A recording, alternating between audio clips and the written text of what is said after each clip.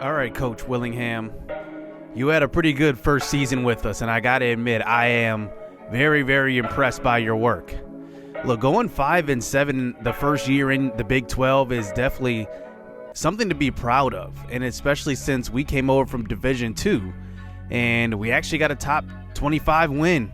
Who would have knew?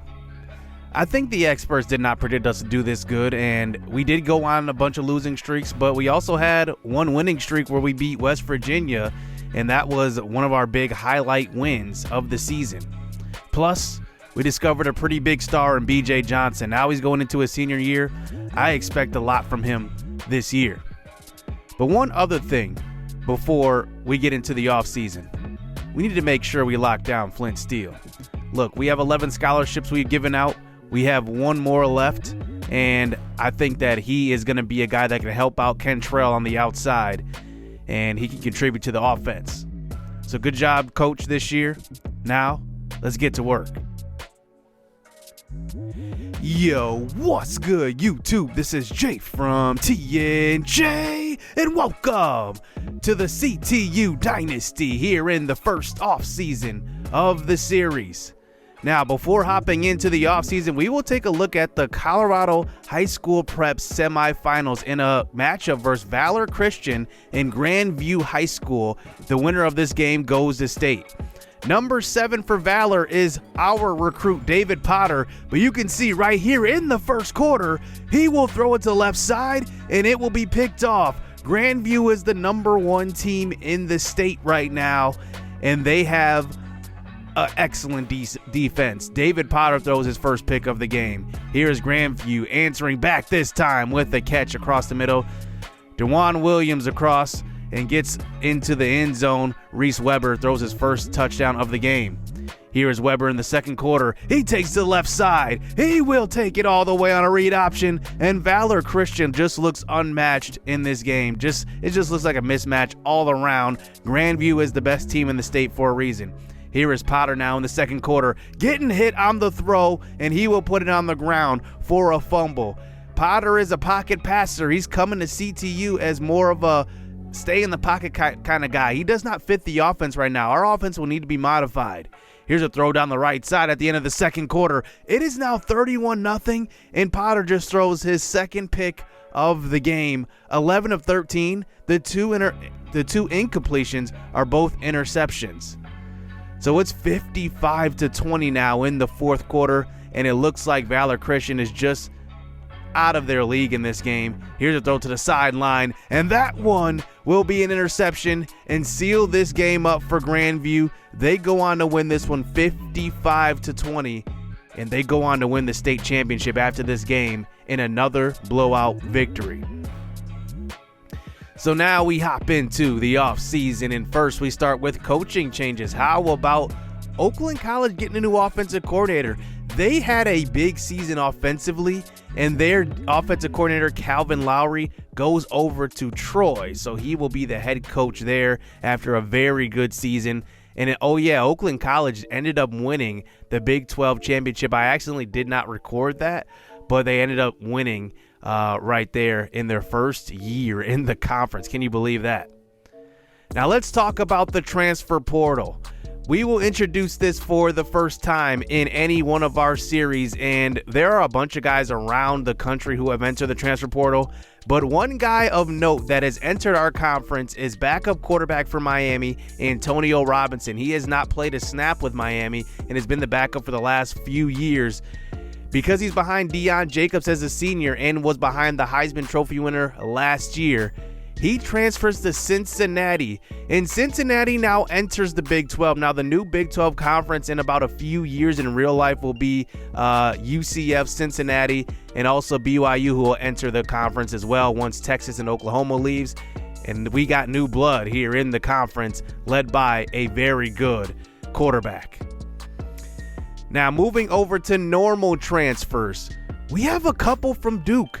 A couple of guys that are good friends and roommates, they decided to move over across the country and come to CTU. Washington is a cornerback. I think he needs development. He's in the 50s overall, and also Justin Smith. But I think with development, these guys will be good. Remember, they get to train as well next season, so they will come into their sophomore redshirt season with a year under their belt with training. So that is a good sign for our team and our future in the secondary. Now, looking ahead to recruiting now.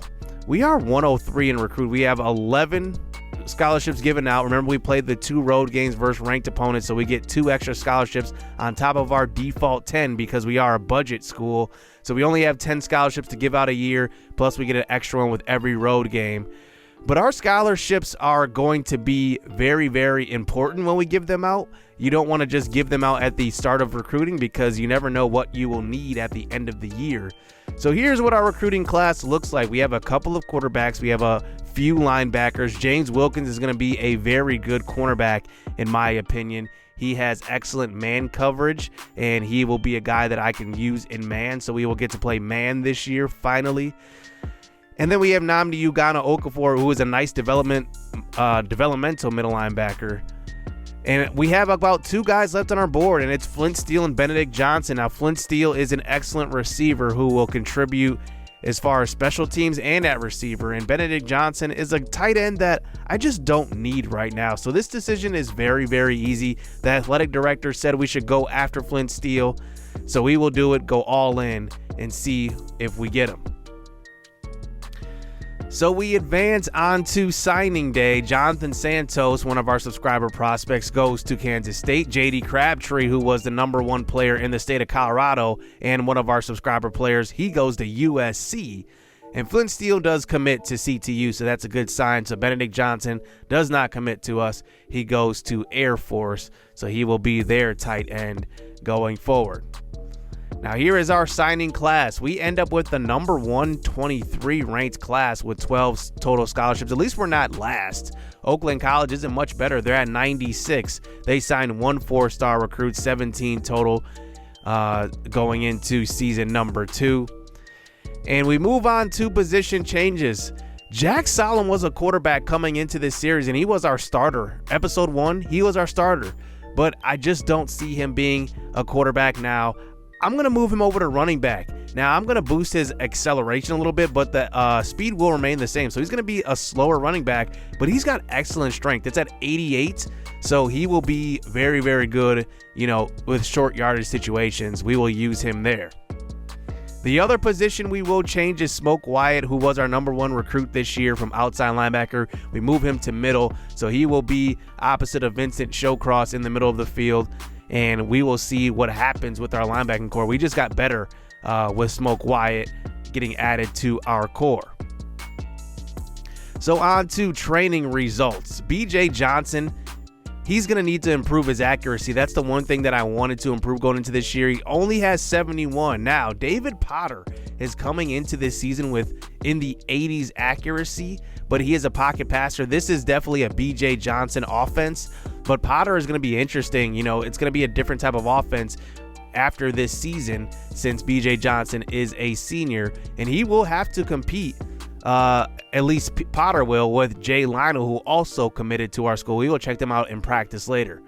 Jack Solomon is the strongest running back on the team at 89 strength, only 75 speed, but I'm going to boost that acceleration, of course, and his carrying is actually pretty decent at 76, so I think he's going to be a pretty good power running back that we give the ball to on the goal line in short yardage situations as well.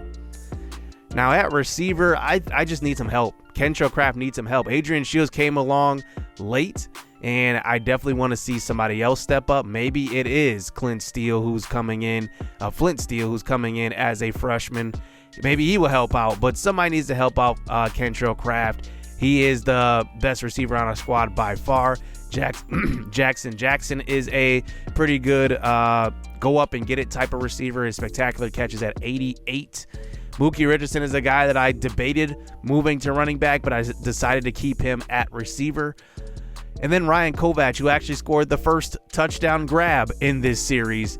He is 5th on the depth chart this year. Now we have a bunch of seniors on this team. We have about 13 on offense and 15 on defense, I believe. So we're going to lose a bunch of guys. And we will have about 10 to 12 scholarships, depending on how many non-conference ranked opponents we play on the road. Bo Rocky was a guy that I really, really loved in season number 1. He stopped the run very, very well. He had 3 sacks, 11 for loss, 24 total tackles. And I'm looking for him to really step up and really be that leader on the defensive line. He is a junior coming into this year. He has excellent size too, 6'6", 262. And he is just a guy that really gets after it.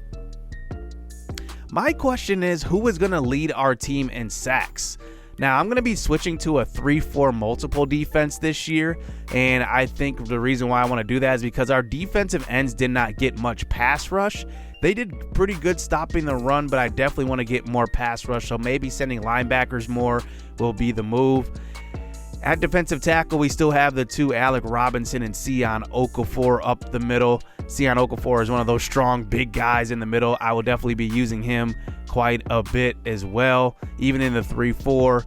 Vincent Showcross is a 62 overall middle linebacker. He will play opposite of Smoke Wyatt, the freshman now, and Joseph Crawford Jr. The one reason why I did move Smoke Wyatt over is to give Joseph Crawford another year starting, because he has just played excellent. What does he do well as far as his attributes? I'm not sure, but on the field he shows up, so I want to see that once again. I have no reservations in starting him regardless of his overall, because he is just an amazing player. And then at cornerback, I think we definitely need to hike up the turnovers. We had, I don't think, any interceptions from our cornerbacks this year, but Bernard Benjamin, I think, is our best. For some reason, he just plays well. It's not his ratings. It's not anything else. He just plays well. Jerome Henry is good as well. He's 6'3", a taller, lanky cornerback, but, you know, he's a guy that really can play on those bigger defenders, even tight ends, if we need him to guard them. And then at safety, I think there's going to be an open competition at free safety. I like Jaden Alcala over Blake Starks right now. Blake Starks didn't really jump off the screen to me. I can count on my hand that many times that I called him out in the game saying that, hey, nice play, Blake Starks, but he just didn't do it enough for me. So watch out for Alcala this year. Tyler Ashley was very, very good, though. He jumped off the field. He jumped off the screen anytime he was on the field, made good tackles, and his attributes aren't even that good. He's just one of those guys. Like I said, we have these guys that are, you know, not high attribute guys, but end up just making plays on the field. So here is the new Big 12 conference. Now, this is going to be what it's going to be probably in real life in a few years, minus our team builders, obviously. BYU, Houston will be entering the Big 12 along with Cincinnati and UCF, who we added finally to the conference this year. So we will face Cincinnati, who has the new transfer portal quarterback, and UCF, who now joins our conference as well. So there are 3 ranked teams in Group A. We don't have any. Actually, we have West Virginia in Group B, so we will see how our conference does this season. Now, I am switching up the sliders. I do feel like it got a little easy at times, and I found some very, very good sliders. I will leave a link in the description of this video and in every video, and make sure you guys are up to date with them. Now, the one thing with these sliders is that the beauty in these is the play calling. You have to do Ask Coach and have to pick the middle play all the time. And you cannot show your play at all. You basically just have to pick the first play, which is A, or X if you're on PS3, and then go with it. Now, if you forget the play, you have to run it. You cannot show your play at all. That kind of simulates real life, where players on the field, sometimes they run the wrong routes or run the wrong play. It happens. It kind of simulates that. So I like this kind of challenge that it's bringing to this series altogether. And I'm hoping that, you know what, it will just bring more variety to the series, more outcomes. And that's one thing that I look with sliders. I might win in a blowout. I might lose in a blowout. There might be close games. I want variety. So I definitely am looking forward to using these sliders. So now let's hop into the spring practice here. I wish they had spring games. I'm hoping that they add that into the new NCAA football. It looks like somebody reported that that game will be at least set to release in summer 2023. That's what the hope is. So I'm hoping that that does come to fruition.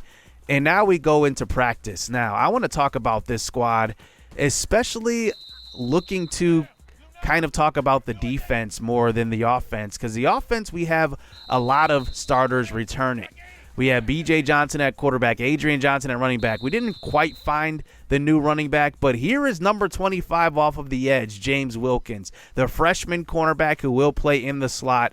I will be sending him on a lot of nickel blitzes because I think that if we have zone coverage, he was the guy who had 83 zone and had like 83 man and 63 zone. So in zone coverage, he's going to struggle. So I definitely want to be using him in those nickel packages, but blitzing the quarterback or stuffing the run. Now, our offense might look different because, remember, we have to pick the middle play every single time. So I don't know if they're going to offer us these quarterback design runs, these options, whatever the case may be. Now, that means that I'm not going to have a limit on option. If they give us that play, then I will run the option. But also there is a caveat to these sliders, as here's Smoke Wyatt with a big-time hit on B.J. Johnson. There is a caveat to these sliders. If you do get some cheese plays, let's just say it calls verticals at all. Like, I'm not going to run verticals at all. I don't like verticals. It is a cheese play. So if it gives me verticals, I'm going to switch. If it gives me another cheese play, I'm also going to switch from that. But I definitely don't want to take advantage of these sliders as well.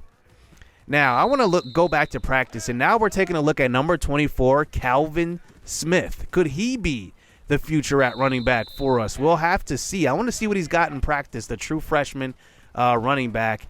He has good speed. His acceleration is low, but I'm looking forward to seeing what all these guys can do. How about Flint Steele?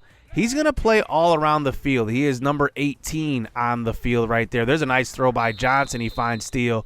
He's going to play in the slot on the outside. I definitely want to find a good fit for him. And right here, we're just forcing him the ball. And I can already tell with these sliders, I'm using them here in this practice, that throwing the football is a little more difficult, to be honest with you. The defense seems to play a little bit better. The wide receiver catching went up with these sliders, but I think the coverage for the CPU went up as well. And here is quarterback Jay Lionell, freshman quarterback Jay Lionell. He is going to be a guy that is going to kind of be the backup going into the season because of the system. Now, David Potter is the better passer, which we'll see in a little bit. But Lionell kind of fits the system of the running style of a quarterback, having a dual threat guy back there who can run the option, also throw the football. But you can already see Lionell has some accuracy issues, so I'm glad he's not starting right away. So now we look ahead to David Potter, the guy that is the more accurate of the two freshman quarterbacks. Now, he played in a system that favored kind of short passes, intermediate passes. He didn't throw the ball deep a whole lot, but it was more of like one-read passes, and I think that's one thing that he will have to get better at. But his accuracy is good. There he finds Jackson on that post-corner route right there. And he's going to wear number 13. I don't know why he has the impact star already, but he's not an impact player. Adrian Shields in the flat right there, but you can just see the accuracy he has on his footballs. He can get it to his guys. There's a nice pitch right there to Calvin Smith from Flint Steele, freshman to freshman. But I'm looking forward to seeing what Potter can do here at CTU. And like I said, in year 2, when it's his time to compete for that starting job, we could have to change the offense because Potter is that pocket passer, can't really move too well at 63 speed. So now we conclude the practice with some red zone throws. This is one area where we struggled with last year. B.J. Johnson definitely used his legs more here, but I want to kind of test out his arm a little bit. It is a little better. His accuracy went up only +3 in the offseason. I was hoping for like a +5, but he's making good throws right here. There's Mike Marone up the seam. That's a touchdown.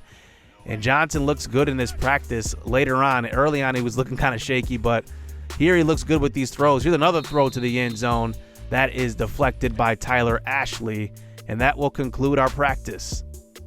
So now we get into the schedule. We will open for the second straight year Utah. We signed a 2-year deal with them, but this year we will play Colorado on the road for our second game of the season before opening up conference play versus Houston, who joins the Big 12 for the first time this year. We will face Army on the road, and that will be one of our road ranked games. So we now have 11 scholarships going into next season. And then we start conference play where we face Kansas State, TCU, Texas Tech, West Virginia, all back to back. And those are tough matchups. We will play at Oakland College this year. We played them at home last season. And then we will play UCF on the road and then at home versus the new transfer portal quarterback for Cincinnati. I'm excited for what Robinson will bring to the conference as we add more quarterback play into our division. So that will conclude the offseason. Let me know what you guys think of the squad and even predictions looking at the schedule.